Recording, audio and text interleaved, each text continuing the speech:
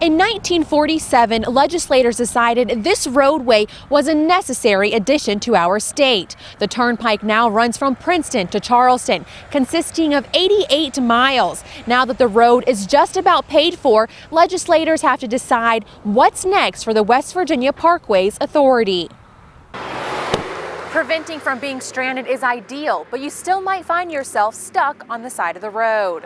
Then the question is, do you have everything you need to get a hold of help and stay safe while you're waiting?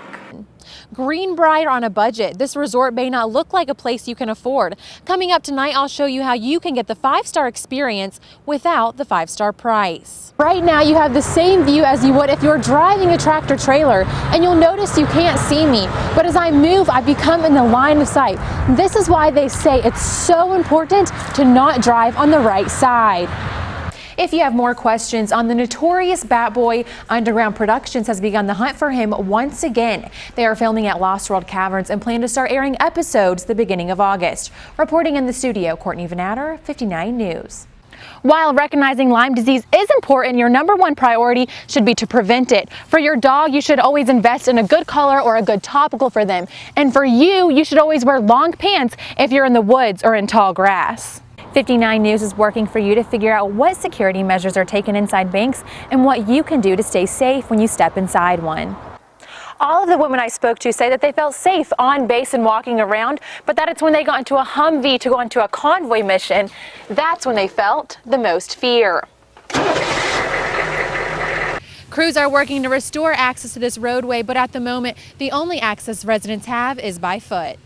Many area residents are concerned that the address changes is only going to cause more confusion, but right here is one way that you can keep you and your family safe through this transition.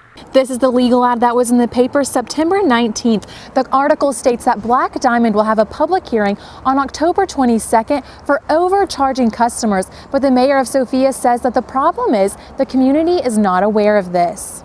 Now that you know all the work that goes into preparing 368,000 gallons of water, all you need to remember is your sunscreen. The month of October is finally here, which means it's Breast Cancer Awareness Month. The Carl Larson Center right here in Beckley explains why it's so great to see breast cancer receive so much recognition.